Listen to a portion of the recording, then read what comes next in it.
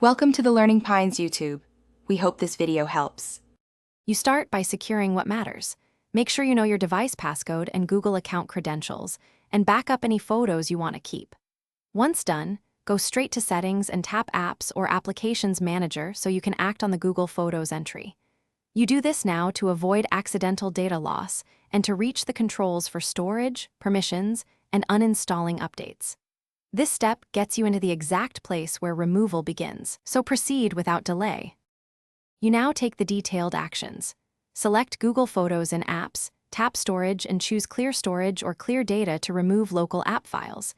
This deletes app caches and settings. Once that completes, force stop the app to prevent background activity, then open permissions and revoke camera and files access so it can't rescan or upload. Finally, go to Accounts or Users and remove Google Photos Sync or the Accounts Photos Sync entry. This severs automatic cloud connections and readies the app for removal. You finish by uninstalling or disabling the app.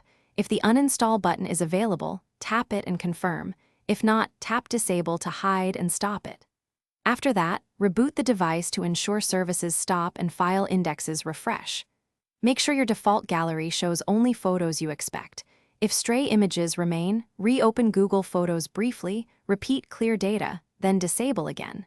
If problems persist, check Google Drive or Photos backup settings in the Google account and disable backup. Thanks for watching.